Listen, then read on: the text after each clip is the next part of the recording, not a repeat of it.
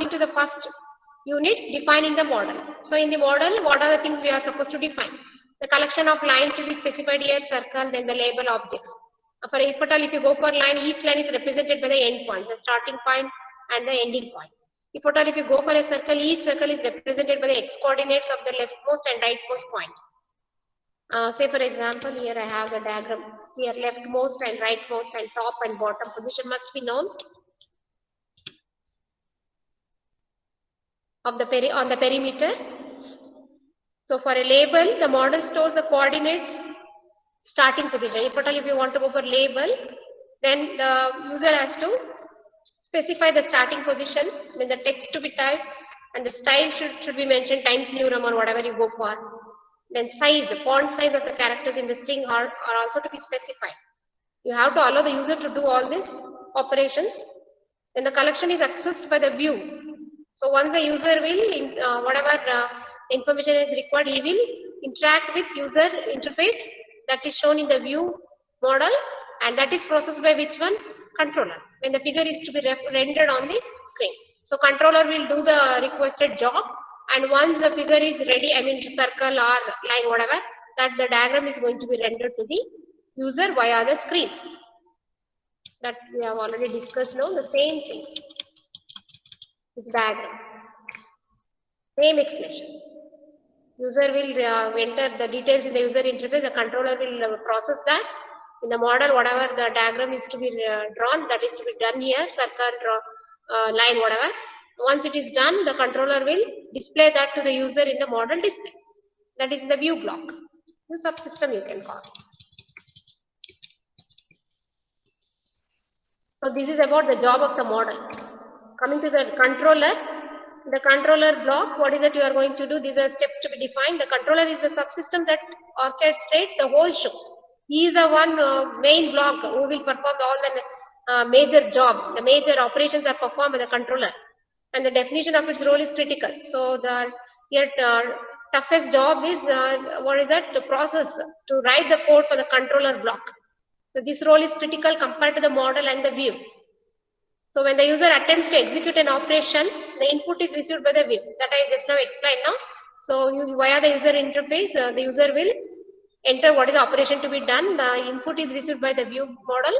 Then the view then communicates this to the controller. Controller will process that now. So communication can be effected by invoking the public methods of the controller. So that methods are specified in the controller block. So we have to examine in detail the various implementation steps. So here we are just defining. So what are the steps to be followed? That is to be given in the implementation part for the process is described in the use cases. So the use cases we discuss now, these use cases, only the definition we have done. How is that done? That is to be written in the implementation part. So this is how you can define. You can draw the circle or a label. This represents a circle and a label. This is a label, where you start with some letter A followed by this is a space given where the user can type the text. And this is how you are going to draw the circle. So left and rightmost position must be specified, and top and bottom on the perimeter of the circle has to be specified. So for drawing a line, these are the steps to be taken care in designing the system. Step 1, the user starts by clicking draw line button. First, I explained now in use case table, the same thing is given. Explanation for that use case table here. Same expression you can write for the table to draw the line. So first user will click on the draw line button, and in response to this, what actually the system does, the system changes the cursor position. So the click indicates that the user has initiated an operation that would change the model. That means before it was in default position state, now it will inform the controller that there is some operation initiated by the user. So controller has to change the model now. It has to perform the operation. So these operations are informed to the controller, and then the controller creates a line object. Now controller will create the line object in the model block.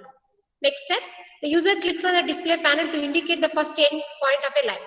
So to draw the line, the first end point and the starting point and the ending point must be specified.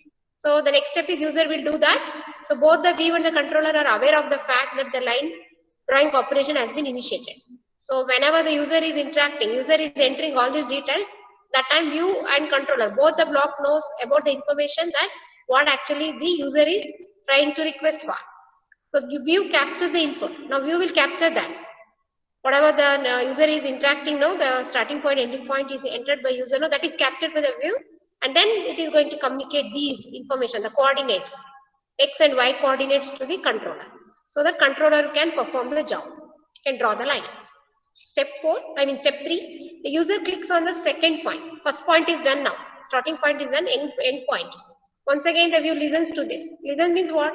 It will process. It will receive the request from the user to the click and communicate this to the controller. So view will receive this, whatever the user will type, and then it communicates to the controller. So on receiving these coordinates, the controller recognizes that line drawing is complete. So based on that, controller will perform the job on the model. So drawing is complete and updates it on the line object. How is that? It has to display to the user now. So find next in the step 4, finally, the model notifies the view that it has changed. So whatever the user has requested now, that is done now, it is changed. The view then redraws the display panel to show the modified figure. So sometimes you assume that you have already drawn, you have already stored on some file. You can go back, you can open that file and do some edit operation also. So whatever changes you have done, that also can be stored now. So you have modified, that can be displayed in the view block.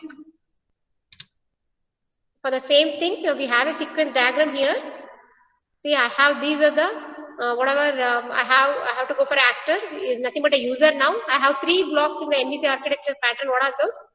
I have a class name view, I have a class name controller, I have a class name model.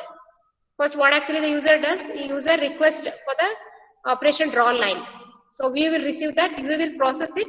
Now he has to change view. I mean, he has to process the draw line request. Will send the notification to controller that operation is initiated by the actor. What is the next step? Yes, request is received, so it will send the acknowledge to the user, so that user can enter the necessary details. First endpoint is entered and that is processed. This endpoint, whatever starting point is mentioned by the user, that is processed as an input to the controller. Now second point is entered, again the second point is processed now. Processing the input is done with the, send point here. Send point means first endpoint is sent, then the second endpoint is sent. Now you can draw the line, controller will perform the job with respect to the system model. Now drawing the line is done inside the model now. Now once it is done, model will send the notification that the diagram is ready. So now controller has to display that. So controller will render the items via the view block to the user. So user can get, what is that? User can get the items, whatever the diagrams are finished, that is viewed to the user. So rendering the item is done. So once it is finished, you can refresh the view.